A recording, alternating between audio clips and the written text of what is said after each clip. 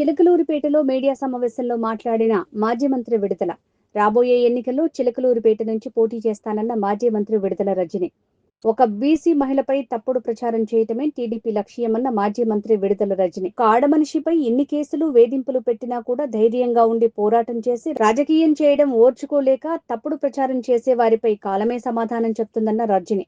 Social మీడియాలో గాలి పోగేసుకుని కొన్ని పిచ్చిరాతలు రాసుకుంటారు. వదంతులు ఎవరు నమ్మొద్దన్న విడుదల రజని. పోలీసులు ఎంతసేపు వైఎస్ఆర్ కాంగ్రెస్ పార్టీని టార్గెట్ చేస్తూ పోతున్నారు కాబట్టి దాంట్లో బిజీగా ఉన్నారు. కాబట్టి 5 విద్యార్థులు చనిపోతే దీని మీద రియాక్ట్ అవ్వడానికి కానీ దీని మీద ఏమవుతుంది అని దీని మీద తగినటువంటి చర్యలు తీసుకున్నానికి వీళ్ళకి టైం లేదు. నేను అడుగుతా ఉన్నా ఈ జిల్లాలోని పోలీస్ యంత్రాంగాన్ని, ఈ జరిగినటువంటి ఈ ఇన్సిడెంట్ మరి దీని మీద మీరు ఇప్పటి వరకు ఏం చేశారు, ఏం స్టెప్స్ తీసుకున్నారు? వెంకట్ నాయుడు అండ్ గ్యాంగ్ ని ఏం చేశారు? మీరు ఎప్పుడు అరెస్ట్ చేస్తున్నారు వీళ్ళని? ఇంకా వీళ్ళ అరెస్ట్ ఎందుకు చూపించలేదు? ఏదో ఎంక్వైరీ అని చెప్పి పొద్దున సాయంత్రం తిప్పుతున్నారంట.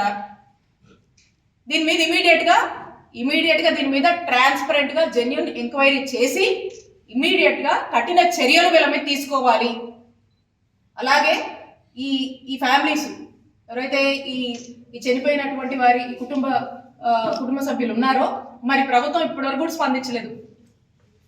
ఈ కుటుంబాలకు ఎక్స్గ్రేషియా ఇవ్వండి, ఈ కుటుంబాలను ఆదుకోండి, ఈ కుటుంబాలకు న్యాయం చేయండి అని ప్రభుత్వాన్ని డిమాండ్ చేస్తా ఉన్నాము.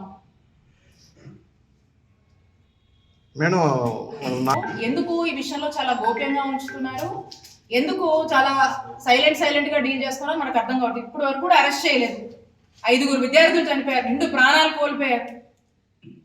వాళ్ళ విషయంలో మరి పోలీసులు ఎందుకు పట్టినట్టు వ్యవహరిస్తున్నారో మనకు అర్థం కావట్లేదు. మరి ట్రాన్స్ఫర్ అంటే నాకు అనిపిస్తా ఉంది, అంటే ఇమీడియట్ గా ఇలాంటి అంశాల్లో చేయాల్సింది ట్రాన్స్ఫరా? సస్పెండ్ చేయొద్దు. మీడియాలో గాలి పోగేసుకొని వాళ్ళకి నచ్చినటువంటి పిచ్చి రాతలు రాసేటువంటి ఈ రాతలకి, ఈ మాటలకి మనం స్పందించాల్సినటువంటి అవసరం లేదు.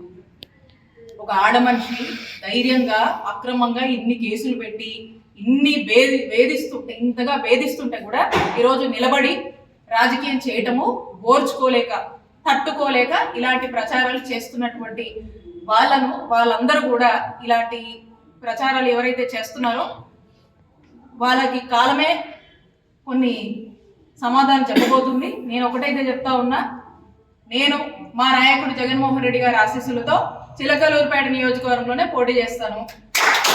మా నాయకుడు జగన్మోహన్ రెడ్డి గారు, మాది వైఎస్ఆర్ కాంగ్రెస్ పార్టీ ఎప్పటికీ